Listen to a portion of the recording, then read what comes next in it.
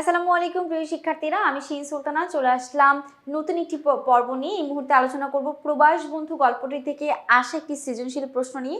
সেই সৃজনশীল প্রশ্নটা ঢাকা বোর্ড 2023 সালে এসেছে। আমরা এই প্রশ্নটা এখন সমাধান করব।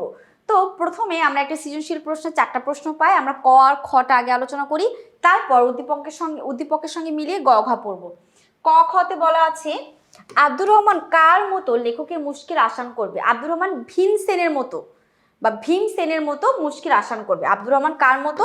ভীমসেনের মতো মুশকিল আসান করবে। খ নাম্বার কি বলেছে? আব্দুর রহমান তার গোফ কামিয়ে ফেলার কথা বলেছিল কেন? গোফ, এই যে ছেলেরা যে বড় এরকম উল্টা করে গোফ রাখে, সেই গোফ কামিয়ে রাখার বর্ণনা কেন করেছিল একটু দেখবো আমরা। হ্যাঁ, খ নাম্বারটা খেয়াল করি।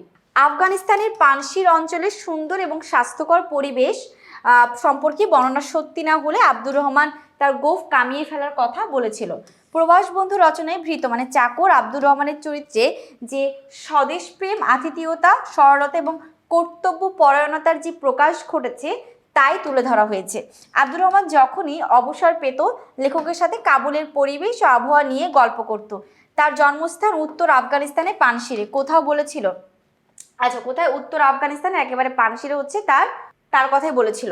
শীতের সময় বরফ পড়া, সেখানকার নির্মল হচ্ছে স্বচ্ছ বা পরিষ্কার বাতাস, পরিপাক যন্ত্রের ক্রিয়া বৃদ্ধি বিষয়ে গল্প করেছিল সে। সেখানের ছুরির মতো ধারালো ঠান্ডা হাওয়া, নাক গলা মগজ বুক চিরে ঢুকবে, আবার বেরিয়ে আসবে ভেতরকার সব ময়লা ধুয়ে নিয়ে।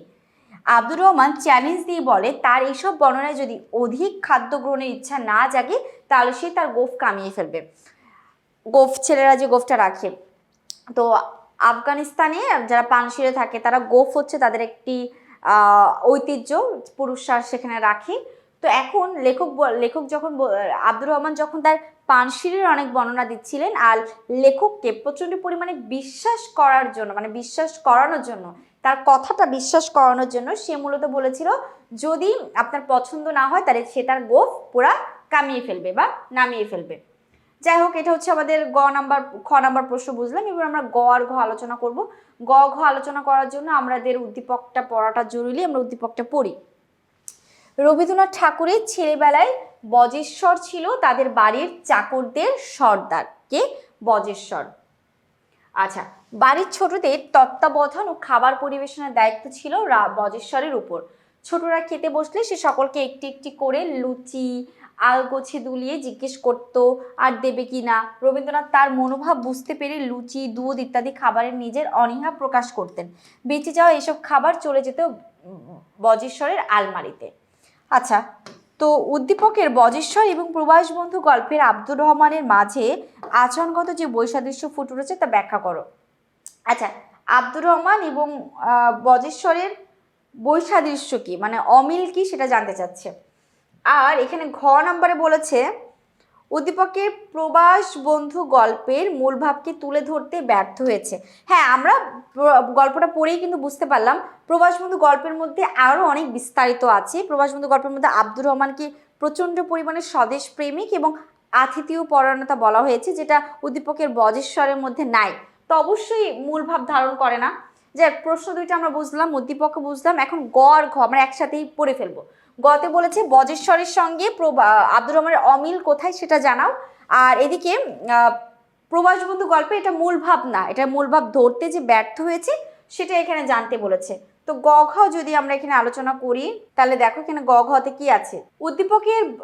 উদ্দীপকের বজেশ্বর এবং প্রবাস বন্ধু গল্পের আব্দুর রহমানের মাঝে খাবার পরিবেশন এবং অন্যকে খাওয়ানোর দিক থেকে আচরণগত বৈসাদৃশ্য ফুটে উঠেছে।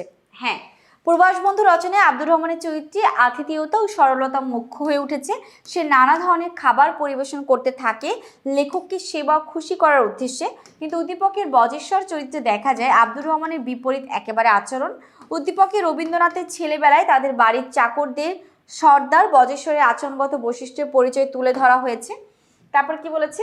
বাড়ির ছোটদের দেখাশোনা ও তাদের খাবার পরিবেশন করতো বজেশ্বর। একটি একটি করে লুচি হাতে নিয়ে সে ছোটদেরকে জিজ্ঞেস করতো আর লুচি সে দিবে কিনা, একটি একটি করে দিত, সব কিন্তু সে একসাথে দিত না।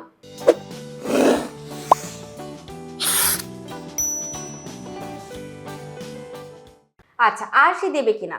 রবীন্দ্রনাথ তার লুচি দোলানো রবীন্দ্রনাথ তার লুচি দোলানো দেখে দুধ লুচি খাওয়ার ব্যাপারে অনীহা প্রকাশ করতে ইচ্ছা করে সে খাবে না। এভাবে বেঁচে যাওয়া খাবারগুলো বজেশ্বর তার আলমারিতে রেখে দিত। এদিকটি প্রবাস বন্ধু গল্পের আব্দুর রহমানের আচরণের একেবারে বিপরীত। আব্দুর রহমান লেখককে খুশি করার জন্য এত বেশি খাবার পরিবেশন করতেন যার সিকি ভাগও লেখক খেতে পারতেন না।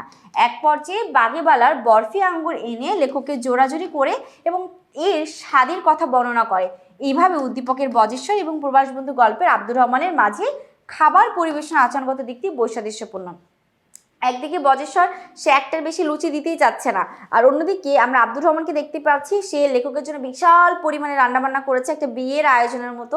তারপরে রান্নাবান্না শেষ হয়ে যাওয়ার পরে রাতের খাবার পরে সে ফালুদা নিয়ে আসছে, চা নিয়ে আসছে, আখরোট বাদাম নিয়ে আসছে, কখনো বাগেবালার আঙ্গুর নিয়ে আসছে। তো বিভিন্ন ধরনের খাবার সে আনতে আছে। কিন্তু উদ্দীপকের বজেশ্বরের মধ্যে আমরা এর একেবারে বিপরীত চিত্র দেখতে পেরেছি। তো এটা আমরা বুঝলাম। এবার আমরা ঘ নাম্বারে বলবো যে উদ্দীপকের যে কথাবার্তাগুলা সেটা আমাদের প্রবাস বন্ধু গল্পের মূল ভাবকে ধরতে পারে না।